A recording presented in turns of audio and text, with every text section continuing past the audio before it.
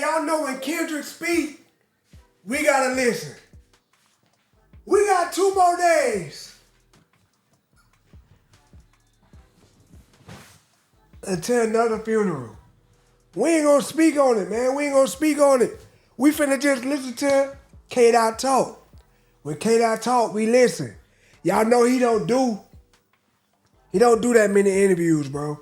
Like, I can't even remember. I ain't even gonna lie, I can't even remember the last, what year was it? Like, how many years has it been since he did an interview? Like a real deal interview.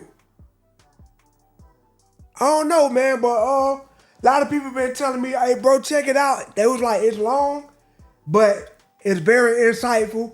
Kendrick spoke on a lot of stuff, so here we go, man. We finna check this out. Let's get it, man. Go get your popcorn. Let's see what Kendrick got to say before the Super Bowl, man. Let's get it. You in the flesh, because you've always made it a point of just letting the music speak for yourself, which is something I really respect. But the spotlight has been shining so brightly on you for the past few months. I've just been wondering how you've been processing behind the scenes, how you've been feeling about everything happening, all the success. It's just really just. Hey, I ain't gonna do too much pausing because I really just want to listen to him. But I gotta get the interviewer, Miss Lady. I gotta give her props for that first question. That's a great first question, bro. She ain't do too much. She simply asked him how he feel about all the attention, all the Super Bowl, all that. That's a good first question, bro. So, I want to look at it like it's just a continuum of who I am, really. I've always stayed to myself, always been in my own bubble, whether it's with the fam or whether it's training. How I process it all is just, I continue to do what I was doing 10 years ago, and that's like, be better in myself, better in the craft, and not look at it as bright lights, you know? Yes, And it may sir. sound cliche, but it always worked for me, even when I was younger, you know, playing sports or being in the forefront of presentations and stuff like that. It was like, I gotta look at myself in the mirror rather than looking at it as a crowd or, you know, fame and attention.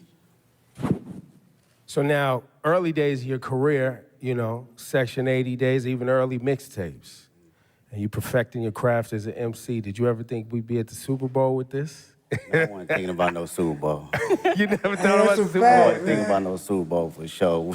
We was thinking about the best verse and how we gonna split this $5 at Church's Chicken or something like that. Hey, that right there, man. Hey, see, man, y'all say, well, all the Drake fans, all y'all niggas say, us reactors, we D-Ryan Kendrick. No, it's just we can relate to him. Kendrick ain't go do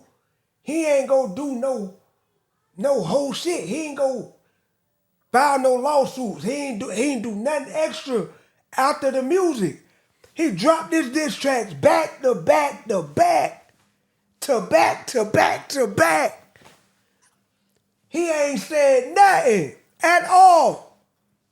This is why we rock with Kendrick, bro, because we can relate to him.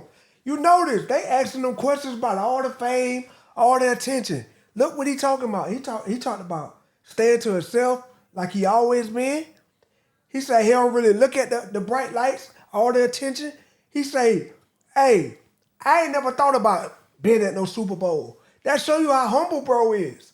He said, hey, man, we thought about how we gonna split this $5 at Church's Chicken, man. Like, who gonna have the best verse? He ain't never think that big. That just tell you where he come from, bruh. He really started from the bottom. Come on, man. You never thought about the Super I Bowl wasn't with thinking this? about no Super Bowl for sure. We was thinking about the best verse and how we gonna split this $5 at Church's Chicken or something like that. It wasn't no Super Bowl. Going to the studio and getting a meal. Hey, what y'all know about churches, man? I think, well, what I know is the passion I have now is still the passion I had then. And I think that carried on to the Super Bowl. So it was all about being present. As long as I was present in the studio and present in whatever that line was or whatever that mistake was, rapping or doing the hooks or choruses or whatnot, I was present in that moment. I felt that passion. I think being present and not actually foreseeing everything kept me in the grounded state of mind. That's a In order fact. to be at, big stages like this. That was a lot what this year was about too, right? Like you, I guess, you took it and put it on your back and you felt like a line needed to be drawn, right? Was that, was that your intent when you rolled out this year? Was like, yo, I'm drawing a line. Like, this is what it is. My intent was to always keep, I think from day one was to always keep the nature of it as a sport. I don't care how motherfuckers look at it as far as like, as a collab. Kendrick always said that right there. He always said hip-hop was a sport. He always said hip-hop was a sport. Like, I remember, I can't remember in what interview that was or what I was watching, but it was back in the G. It was back in the day. And he always said hip-hop was like a sport. He always said that, man. And as of lately, y'all know, Screw been screaming hip-hop is a sport. So I like that right there. He always kept that same mentality that he looked at it like a sport. And what come in sports? Competition, bro. That's how Kendrick always, he said in the, was that the Control verse? He said, I'm looking at you niggas like food. Like real talk. I heard J. Cole say it too. Like y'all niggas food to me. Come on. I want to murder all you niggas. That's what he said. Come on. It was like, yo, I'm drawing a line. Like, this is what it is. My intent was to always keep, I think from day one was to always keep the nature of it as a sport. I don't care how motherfuckers look at it as far as like, as a collaborative effort, that's cool too, but I love when artists grit their Competition. teeth. Like I still watch battle raps. I still watch Smack URL. Come from on, Murder man. Mook to Lux to Tay-Rock, my bro Daylight. Tay-Rock, baby. This is always. Hey, I ain't gonna lie. I'm happy as hell hearing you say Tay-Rock name, man. Tay-Rock, Sue Surf and Tay-Rock are my favorite battle rappers. Y'all know they collab to make gun titles. So, nigga, I was like a kid in the candy store when them two got together. Tay-Rock is my favorite battle rapper. Tay-Rock is my all-time favorite battle rapper. Then it's Sue Surf. And then I probably gotta go with who I don't even know. I ain't never thought about who I got third. I like Charlie Clips. Y'all know I like Daylight, Loaded Lux. It's a lot, nigga. It's a lot. Arsenal, come on, man. Geechee Gotti, come on, bro. Always been the core definition of who I am, and it's been that way since day one. So I don't think it was a thing for this year. It was always just a continuum. And what I will say about this year, it was more from a space where I think a lot of people was putting rap to the back, and you didn't see that. You didn't see that grit. You didn't see that bite anymore. So I always took that in consideration in going into any type of my music. That's interesting. So I hope this makes sense, right? I'm going to come back to that. We've been following your journey for about 15 years, and you have been so consistent in the messaging and the focus, like you said, and you've always moved with integrity. So in a lot of ways, I feel like we thought we knew exactly who you were as an artist in a positive way. And then last year, it felt like you unlocked a whole new dimension for us. But that person, like you said, was always in there. But I'm wondering, do you still surprise yourself sometimes? Did you surprise yourself last year? Or was it just us, the fans, with our jaws on the floor, just stunned? That's a good question. That's a great question. Man, I got to stop pausing it now. I surprised myself. Nah, I don't think I surprised myself because this, for me and for my partners that's been around me since 2005, 2006, like my brothers, they know my personality. They know my capabilities, even when it, wasn't presented to the public at first, right? So this is just like always been a killer, dog. A revolving door of what I've been doing in Carson Studios, at the Homie Garage, or my brothers at TDE, or just anybody around the city of Compton in LA. It's just magnified to the level where I've progressed it and did enough hours to know, okay, I know where to place it now. I know how to make it connect with people. It feels like each album, too, getting to this point was like, it was an album for the culture, Yeah. and it was an album for the critics. You know what I mean? And then it was for the critics, Yeah. and then GNX comes along, and it's like, nah. This is an album for anybody, everybody, and anybody who want it at any time. And you brought that energy, and the energy you brought on GNX was an energy that I don't think was really happening in hip hop. Like, it's a Public Enemy level energy. It's a Ice Cube, America's Most Wanted energy. Sure. Like, it's a classic, timeless energy. That's a great comparison. Talk about your headspace between Mr. Morale and this GNX. Yeah, no, that's great. Go back even further, man. Speaking on that energy, like it's my cousins was like DJ Quick, and Dre, these folks that my people was playing. So I always had that DNA. And you heard that DNA a little bit on Good Kid, Mad City, but I wanted to tell my story first, right? And fast forward to GNX, I felt it was just a perfect time because not only the energy was lost, but it was an energy that was bubbling inside of me as well. I wanted to go back to the forefront of just the bite and just the grit of rap, just all raps and hard-ass beats. And that's like the basics for me. I thought about, what I used to like when I was a kid. Hey. Hard raps, good beats, that's smacking, right? And it was a great transition from Mr. Morale because that was my most intimate. I wanted to go inside of my own psyche and my own personal withdrawals and see how it connects with the public and who can relate. So during this time around, I think it was necessary of coming out of that cocoon and feeling like, okay, I'll Let's ride get it. now. I can spread my wings and show every state of who I am as far as Kendrick Lamar. And you really did spread your wings. I mean, Hey, that's exactly what GNX did, dog. I ain't gonna lie, bro. Ever since GNX came out, I've been looking for me one. I've been looking for me a Grand National. Ever since. I found one. I think I'm gonna get it. It's in great shape, too. I'm talking about great shape. They kind of want a lot for it because it's damn near brand new.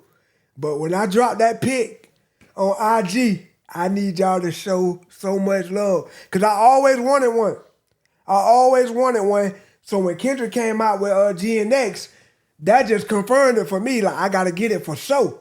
Because I was already looking before it came out. So when that album dropped, I said, I got to get one now. Kendrick done made them hot again. If you really from the hood, you know a Grand National is very popular. So I always wanted one, bro. So I'm going to get it real soon. And I'm going to drop the pic. Y'all better show love, too. you just came off a huge Grammy wins. You walked away with 5 awards, and you won Not Like Us won for Song and Record of the Year, which in itself is remarkable.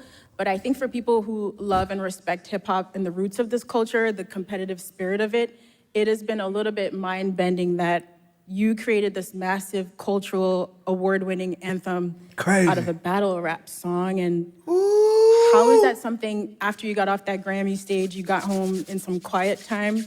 Good what was question. going through your head? I was just thinking about the culture, really. It's always that for me first. I'm not even bullshitting with you. It's like, when people talk about rap, man, the conversations I hear, they think it's just rap and it's not an actual art form. So when you put records like that at the forefront, it reminds people that this is more than just something that came 50 years ago and like kind of like belittle it. So I love to see that it gets that type of recognition for just straight raps, from awards to the billboards, all that, because this is truly just as big as an art form and a genre as any other genre. So that's what I think about. And I feel accomplished being able to do that. You know, whether somebody else come behind me and do it again and quadruple it, I love to see it.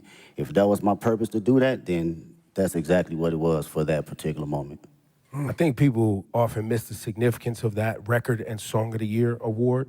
because that Song of the Year award is a songwriter's award. Like, Yeah. it's not just the biggest song. It's like someone wrote a song. And you as a songwriter, when you see your name up there and it's written by Kendrick, and that's it. Yeah. That's powerful. And I think to what you're saying, I think there's a lot of people who have become fans of hip hop, and they, you know, you like the songs you hear and know, but you're not actually tapped into the work that it takes for you to generate the output, the art. Exactly, man. As a writer, you know, and that's what I can appreciate the most. And knowing how much time I dedicated over the years in just trial and error, writing the most terrible shit to some of the greatest shit. You know, we all do it, from writer's block to figuring out how to find inspiration from the most. I got a lot of rapper friends, bro. Well, I ain't even gonna say friends, bro, because I don't use that word.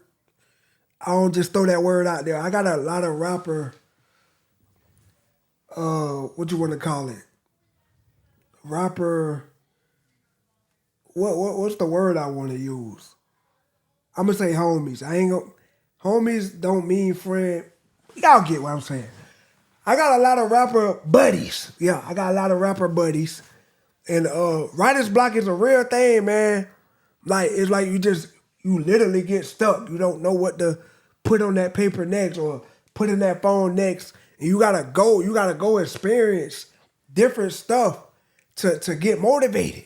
It's real, bro. Like Kendrick said, like, I done wrote some terrible stuff, but I done wrote some of the greatest stuff. I done went through writer's block. It's a real thing. So that's why I always respect any rapper. No matter how trash we might think a song is, at the end of the day, I respect that person as an artist, as a rapper, whatever you want to call them. Because we don't know how much thought, how much time, and how much effort they done put into that track. All we do as listeners is consume it and give our opinion on it.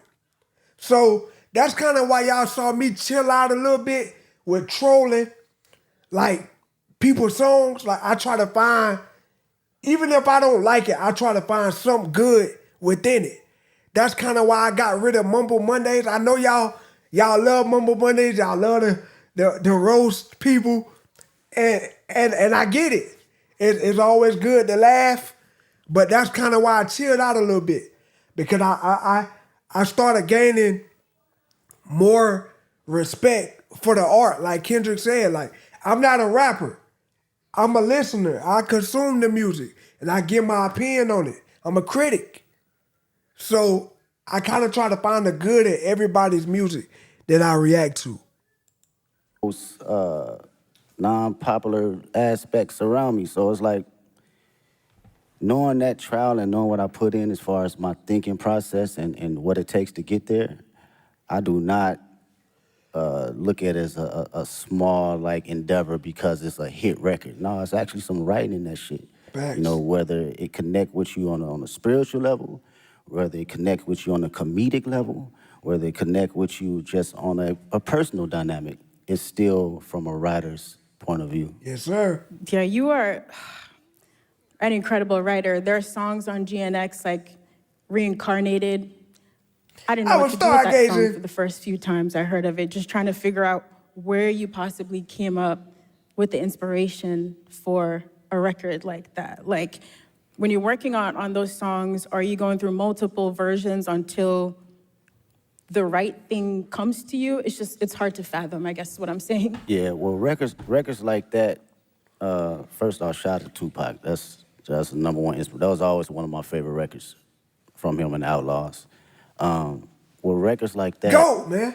it's always going into my mind of, like, what if, right? And crafting out my what if ideas to the masses. So when I think about concepts and I think about what I actually believe and what I feel, I just go through a breakdown as if I'm reading a book, you know, and how I want people to hear this from a book sequence. Storytelling. So my initial process is, okay, how can I open them up to the story, and how can I drive them to the ending point to make them feel truly exactly what I'm trying to convey, whether they take their own perspective from it or they take mine. I just want you to feel it first. You know, the writing is there, and now it's up to me to perform it to where you can feel it. Yo, give it up for this guy, Kendrick Lamar. Y'all. Hey, I can't even lie, bruh. Like, y'all know I'm a diehard J. Cole fan. No, I don't worship J. Cole. I don't worship him. Them are just my two favorite rappers, along with Tupac.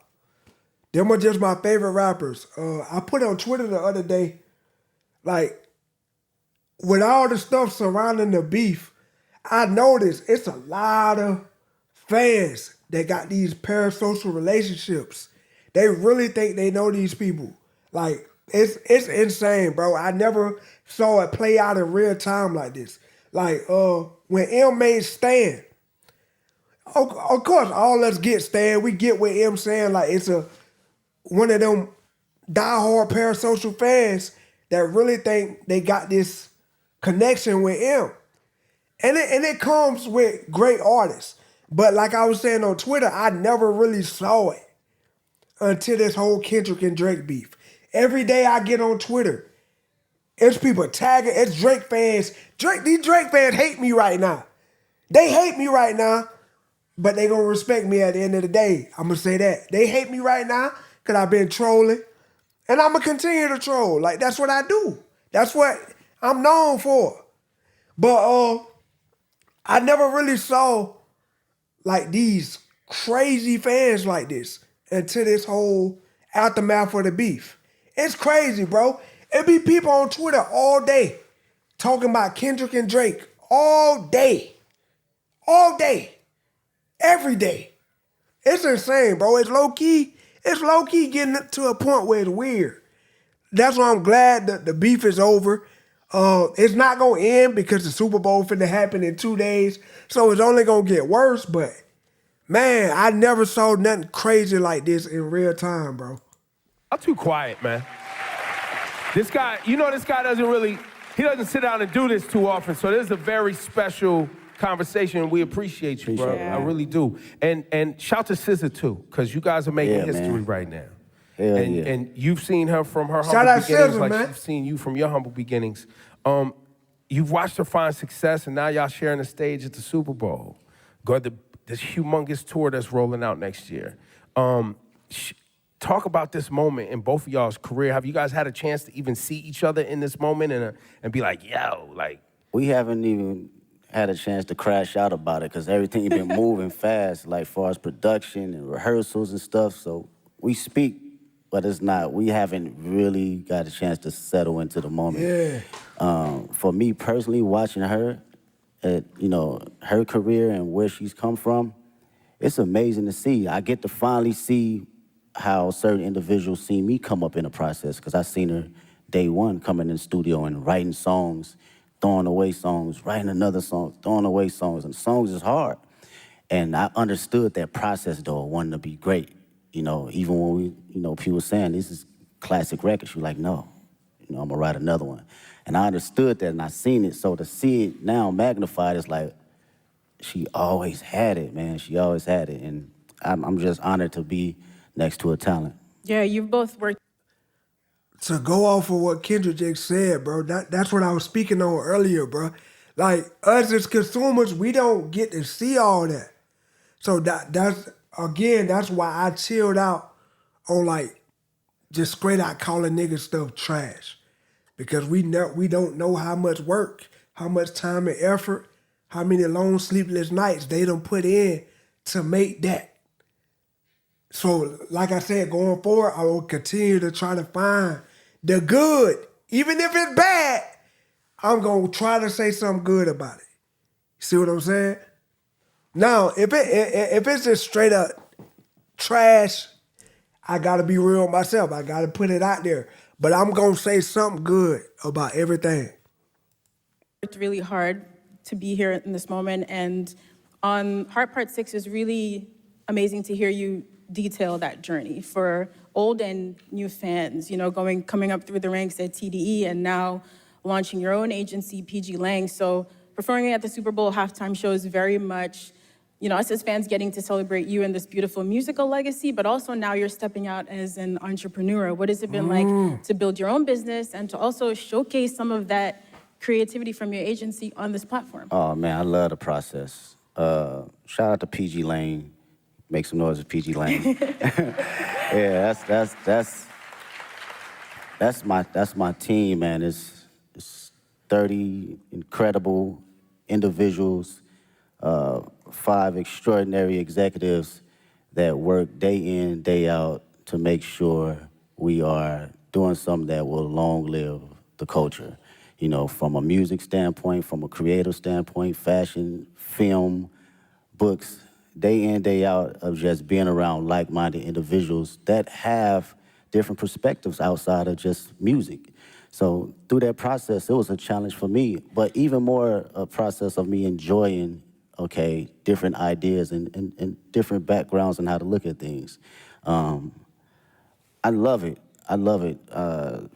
Being on calls and, you know, formulating business ideas and ventures outside of my usual norm, it challenges me. And I can't wait to see what happens next. I know it's gonna happen next. Yeah. We can. I think for the audience too, you know, and anybody watching around the world, the PG Lang thing is, you know, I think people see you as an artist and someone who makes music, but I don't know if you want to share it today, but the level of detail that you yourself, along with Dave and shout to the whole PG Lang team, but y'all as friends that came up together, you in the edits. Like what we're gonna see on Sunday is a PG Lang production. Yes, that's all PG Lane. That is us sitting day in, day out, from the edits, the production, the stage design, the music, the sound tech. It's everything across the board, and it takes a lot of work. It takes a lot of creative individuals. I can't sit here and say it's all me, because these are people that are just as passionate and want to see us win, but also want to put out Greatness, something man. that lives a long, long time. And with Dave's creative mind, it's just, he's insane, man. That dude is like Basquiat in so many different fashions. You know, you can clearly pick his brain about anything, and he'll give you an answer right down the middle to help you decide for yourself. So that's something I can always appreciate. Yeah, I'd say with all of your powers combined, y'all are really diabolical. Like, when you roll out the videos, all the visuals for GNX, just the way you all move strategically together, it is inspiring beyond the music. You know, just thinking about how to approach life and art in a holistic way. And so when it came down to planning for this Super Bowl now, you know, you've teased on the album coming up to New Orleans with this LA energy. How did you guys approach the show and trying to figure out how to pay tribute to the classics in your catalog with this new music in like a 13-minute set list? Yeah, it's wild. Mr. Morale is like an hour and 30-minute tour, so it's like you gotta smack the shit down all the way to 13 minutes. Golly. It's kind of wild and it's interesting because it lets you know 13 kind minutes. of where you at and your perspective on how you think about catalog and the music. For me, I love being present. I love being present, man. It's my favorite. It's very hard for me to live in the past. It's very hard. I respect the past wholeheartedly, but being in the now and being just locked into how I feel and the energy I have now, that's the LA energy for me. That's something that I want to carry over to New Orleans and for the world to see. This is me, this is Kendrick Lamar, 37 years old, and I still feel like I'm elevating. I'm still on the journey though, you know? And I want that energy to, you know, ooze out into the televisions and to the people that's in that building. Well, and on that, you know, the connection Uh-oh. between It's finna Black get culture and New spooky. Orleans and how important and shaping our ancestors were in this town, music, jazz, all that. You always put our culture and Black culture at the forefront of your brand, your music. Facts. Same thing in LA. A lot of our family members moved out to California from the South for new opportunities. Man, what? So there's a big connection between LA and the South.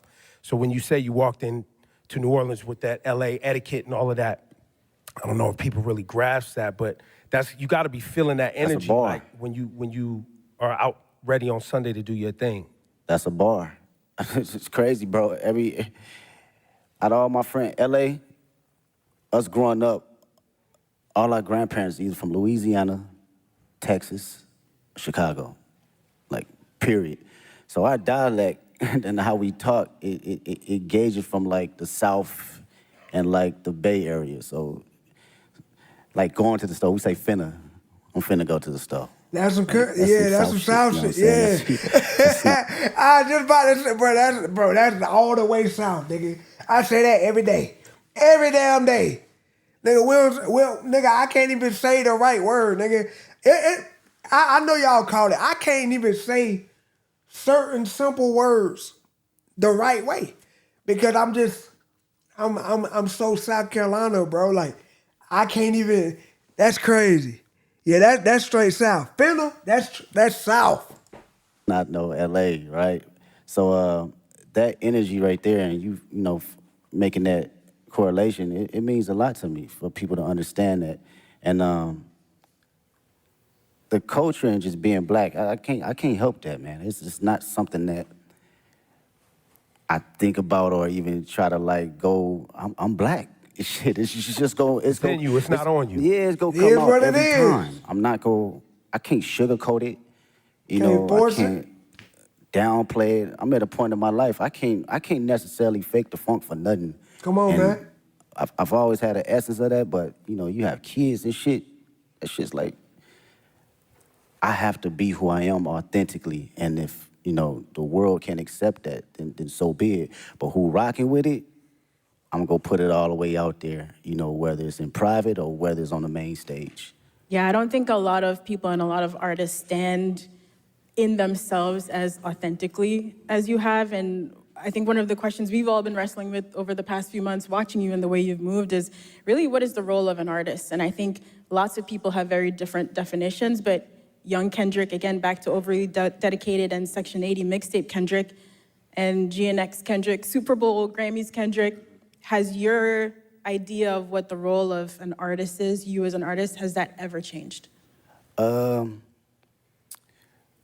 don't think I knew exactly what my role was early on. I had maybe clues of it, but now today I can truly say it's to express myself and express things that people can necessarily say on the daily and for them to actually relate to. And come from the most vulnerable place where people can actually feel it. I think that is, for me, that's the role for me as an artist. I don't give a fuck what place it come from. I could be the most angry person on the record. You gonna feel that shit that day if you woke up and you felt that. You wanna smile, you gonna feel it because I'm gonna make sure That's a fact, I'm though. present that particular time in the studio, in the booth, that I feel happy and I feel energized and I feel, you know, if I feel frustrated, you gonna feel it. And to carry that as an inspiration for people that's listening that may not have a voice that, you know, I've grew up with cats, still to this day can't have a conversation. The most meanest, you know, aggressive individuals, but they can't even look you in the eye and express themselves the way they want to. So they resort to other things. Music. And when I think Music, about that, man. and I know that I have the tools necessary to communicate myself properly and effectively, I gotta do it for them. I gotta make records like Reincarnated. I gotta make records like Man in the Garden. I have to, because they feel that way, but they cannot project it. And when they hear somebody actually giving them affirmation, And that's why I say hip hop is the greatest genre of music ever, bro. Rap it's the greatest genre of music ever, dog. And it will always be. In my eyes, I feel like that should be a rule. I feel like that should be law. Hip hop is the greatest genre ever. Rap is the greatest genre ever, man. And that's why right there. Because, like Kendrick said, in order to be a great artist, you gotta know how to make the listener feel what you was feeling while you was making that verse or making that song or in that studio at that present time.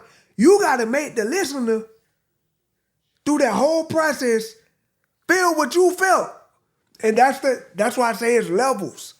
It's levels to being an artist, dog. Like everybody can't do it. Everybody can't do it, man. That's why we done saw so many rappers come and fall off. But only the great ones gonna stand tall.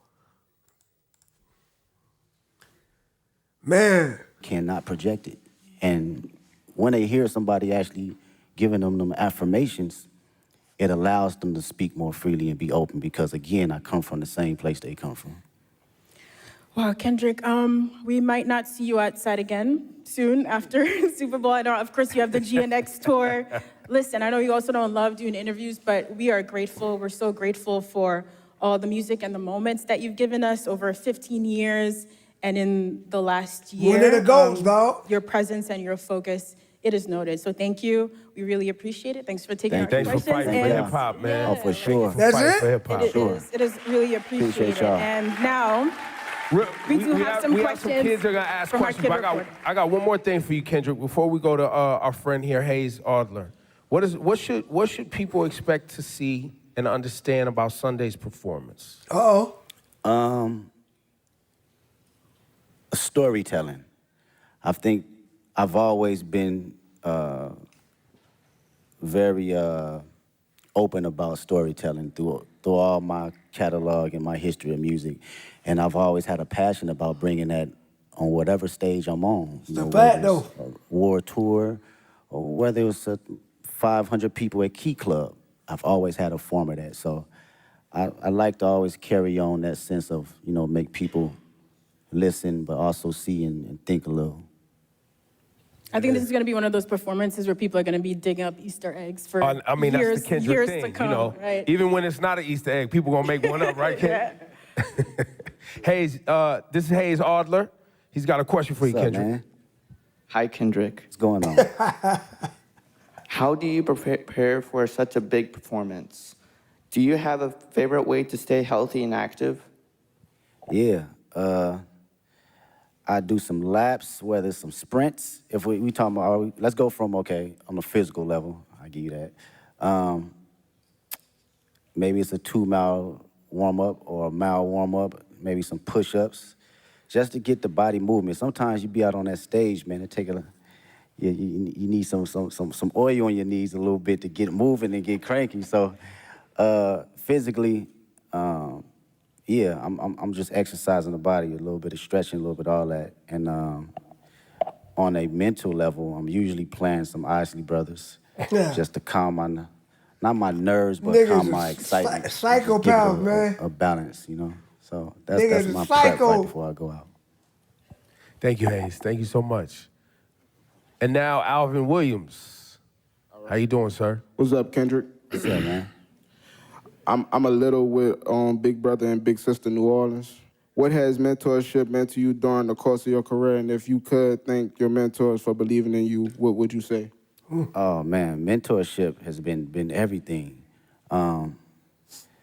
Good question, bro. To be around individuals that experienced every little thing that, you think that you're the first person to go through it with, it's a difficult task when you're a young individual because you're like, shit, you don't know what you're talking about.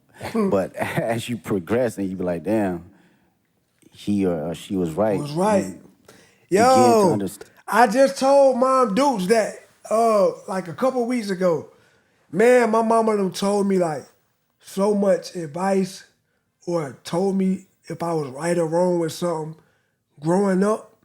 And like Kendrick say, when you young, bro, you ain't trying to hear none of that, dog. You ain't trying to hear nothing. You think you right by everything. Man, I done came back to mama. I done spent the block on Mom Dukes 4-5 times just to tell her, like, Mom, you was right about this. Mom, you remember you told me this? You was right.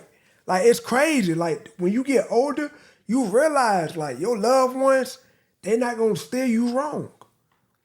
Most of the time when you think they being hard on you, they just trying to make sure you stay on the right path.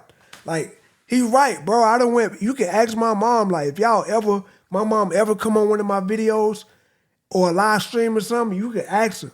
I done told my mama she was right about so much stuff, dog. Understand life a little bit better and not be so judgmental to people that been here before you, right? The greatest thing I would say mentors, a couple mentors that given me was like affirmation and to always give myself space to believe in who I am, even when I wasn't feeling it, right? you can accomplish so many small things or big things, and you still can fall in a slump where you doubt yourself. Facts. And even though these mentors haven't seen the spaces and been in the places I've been in, it was always time to allow me to share exactly who I am or how they see me and what I'm capable to give to the world. And I think that goes a long way, you know, from people in the highest places and the lowest places. We all need them. All right, thank you. Thank you. Thanks, Alvin. And we have one more question from young Dylan. What's up, Mr. Kendrick Lamar? There you go. Yes, sir, That's yes, an sir. artist right there. Yes, sir. It's a truly honor to meet you. And my question I have for you is, what advice could you give to kids about not being like anyone else? And how could they stay authentic while pursuing your path? It's a great question. They said the number one thing people feel in a room, you know, over love and over fear is being authentic. And this my homegirl Ink actually, we was talking about this in the studio. She brought this in the studio, and I was like, damn, how many times I've been in a room where people felt you so intensely that it inspired them and it inspired the person next to them and inspired the people in their household. So how to stay authentic? Was that the question? Or you have to believe in yourself and have to know that it's only one you. You're an amazing individual, unique. You're a miracle. I wake up every day and I'm like, this shit is crazy. Not crazy from a standpoint of being a celebrity, crazy, just life. It's just wild. When you really sit down and just think about it and just bug out on some wild it's wild. And to know that you are in this existence and in this world as one individual, is only you, you have to know that you got to carry that authentic nature of allowing yourself You to gotta say, be. this is who I am. This is how people gonna I'm see me, living and in also it. gonna respect me, and it's gonna inspire people to have truth. Because when everyone's authentic, what comes out of that is true love. It's See, I tell y'all that all the time. I don't say it, I don't put it out there as well as Kendrick just did, but I tell y'all with this simple statement all the time. I say the real is always gonna be on top at the end of the day. That's basically what I be saying right there. If you be yourself and only yourself, you will always get love. You will always get love. That's why I get on here every day. I only can give y'all Shaq. I can't be nobody. I can't be Knox Hill. I can't be what's another good breakdown? I can't be Stevie Knight. I can't be Crip. I can only be Shaq, man. So that's what I be trying to tell y'all. Every person gonna give you them. That's why I hate when I see supporters be on another reaction channel. Shaq did this, you ain't do this, or they come over here, they be like, oh, Knox did this, Shaq, you ain't catch this. Like, bro, you gonna get different things from different people. And I'm gonna tell y'all, over here, y'all gonna get pure, like, authenticity. Like, that's all y'all gonna get. Authentic stuff. Y'all gonna get me every time. Every time. Like, and to be honest with y'all, when I see all them comparisons, I don't even care. I real life don't even care.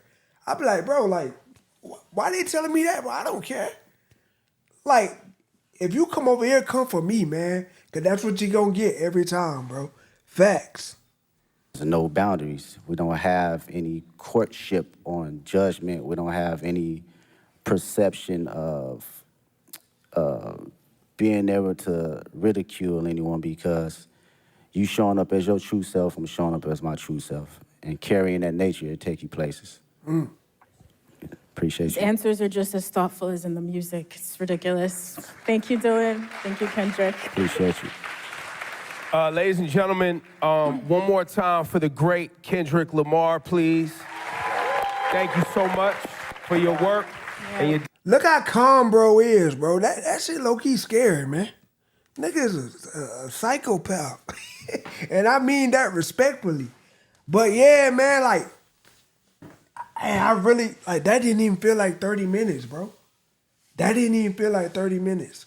I guess when you really listening and you really care about what the person is saying, and I gotta give the interviewers, man. I gotta give y'all credit for great questions, even down to the kids. Everybody had great questions.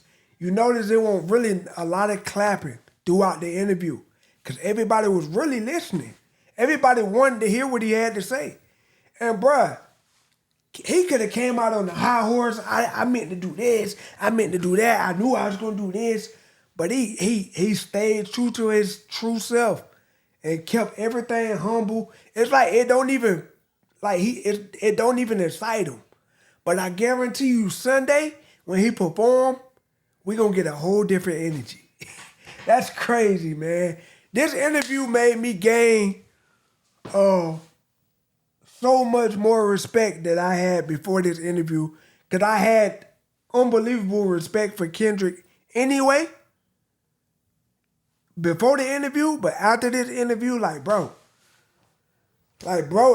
how can you hate this dude, bro? Even as a Drake fan, I feel like after this interview, and you really see who bro really is, how can you hate? If you hate no Kendrick after this interview, bro, you just a hater, bro. You just a hater. You're just a glazer. I just can't respect it, dog. But y'all let me know what y'all thought about this interview, man. What did you take from this interview? What I took from it is always be yourself. Because being yourself is going to take you farther than trying to copy in somebody else along the way. Just be yourself, man. God created you to be you. So be it. Be yourself, man. I'm gone.